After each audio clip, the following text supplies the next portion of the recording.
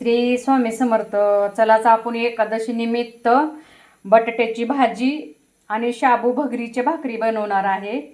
तर बघा, इथं आपण 2 बटाटे उकडून घेतलेले आहे. इथं हिरवी मिरची मीठ टाकून काढून घेतलेले आहे.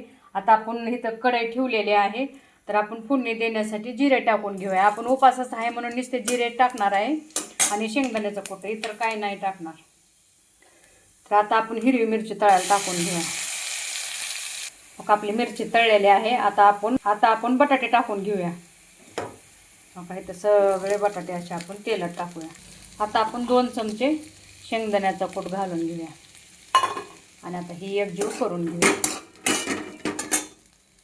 आता आपली भाजी झालेली आहे, उतरून घेऊया. हो का, इथं आता आपण शाबू घेतलेला आहे 1 वाटी आणि अर्धी वाटी हो का इथं भगर घेतलेली आहे. तर आता आपण ही गवळी भाजून घेणार आहे. का तर ह्याचा कच्चापणा जाण्यासाठी आपण नुसते गरम असं तव्यावरती दोन्ही भाजून मिक्सरनं काढून घेणार आहे. ह्याचं पीठ बनवणार आहे. हो का, आता भगरी आपण टाकलेली आहे. थोडी अशी त्याचा कच्चापणा जाण्यासाठी अशी एकदम थोडी गवळी भाजून घ्यायची. हो का, भगर आपली भाजलेली आहे. अशी पांढरी झाली ना मग कळते आपली भाजली म्हणून. हो का, आता आपले गार झालेले आहे. तर मिक्सरनं आता आपण ही फिरवून घेऊया. आता आपण 2 बटाटे घेतलेले आहेत. तर ह्या किसणीनं आता आपण किसून घेऊया. बघा आपले हो का एवढं किसलेलं आहे. तर आता आपण पीठ चाळून घेऊया. हो का, आता आपलं एवढं पीठ झालेलं आहे आणि हो का असं बारीक झालेलं आहे. तर आपण 1 वाटी शाबू घेतला होता आणि अर्धी वाटीच भगर घेतला होता. तर तुम्ही तुमच्या म्हणजे ह्याच्या अनुसार घेऊ शकता. कुठल्याही वाटीनं कमी जास्त करून घेऊ शकता तुम्ही. त्याच्यात आपण टाकणार आहे. ही बटाटा ओल्लं पण असतंय ना ह्याच्यामुळे पाणी घालणार नाही आपण. ह्याच्यामध्येच लागल तसं असं आपण मिळून घेणार आहे. हे सगळं का तर मळताना जेवढं लागल तसं हे करणार आहे आपण. का तर आपण पाणी घालणार नाही ना, ह्याला ओलापणा असतंय बटाट्याला. का असं मळून घेतलेलं आहे. आणि आपण थोडी हिरवी मिरची आणि चवीनुसार मीठ टाकलेलं आहे, दुसरं काय नाही. आणि मीठ पण थोडंच टाकलेलं आहे त्या हिरवी मिरचीत हे करताना काढताना. तर आता आपण ह्याला 5 मिनटं मुरण्यासाठी ठेवून देऊया. हो का, आपलं पीठ असं मऊ झालेलं आहे. तर आता आपण गोळ्या करून लाटून घेऊया. हो का, आपले 2 उंडे झालेले आहेत. तर आपण इथं पीठ शिल्लक ठेवलेलं होतं. तर आता ह्याच्यामध्ये असं करून आता आपण लाटून घेऊया. बघा आता आपली एवढी लाटून झालेली आहे. तर आपण ह्यानं सगळं एकदम अशी छान करायची. तर ह्या प्लेटमध्ये आपण ह्या प्लेटनं कडेने काढून घेऊया.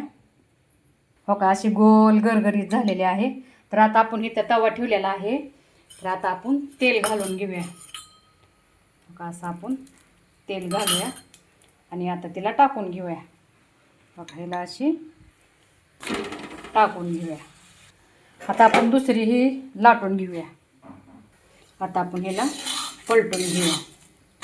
बघा हो का, आपली कशी झालेली आहे भगर आणि शाबूची भाकर. चला एकदा पलटून घेऊया. असं मस्त बघा कशी फुगायला लागलेले आहे. बघा कशी टम फुगलेली आहे. बघा किती फुगलेली, असं की पुरी फुगल्यासारखीच फुगली भाकर आपली. बघा, तर आता आपण काढून घेऊया आणि दुसरी टाकूया. हो का, आपल्या दुसरी बी झालेली आहे. तर आपण हे ह्यानं अशी काढून घेऊया. बघा आपण दुसरी बी काढलेली आहे. म्हणजे अशी कशी गोल गरगरी येत होते. बघा असा टाकून घेऊया आपण मस्त. हो का, आता आपण तिसरी ही कट करून घेतलेली आहे. तर हो का, आपलं एवढंच उरलेलं आहे सारण. चला आता आपण इथं गॅस फुल करून ह्याला उलटूया. बघा मस्त अशी होती. बघा आता आपली दुसरी ही फुगायला लागलेली आहे. मस्त अशी टम फुगतात.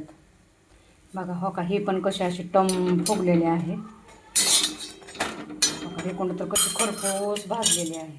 चला आता आपली ही पण काढून घेऊया. तिसरी टाकून घेतलेली आहे. बघा आपली तिसरी बी कशी फुगायला लागली मस्त अशी.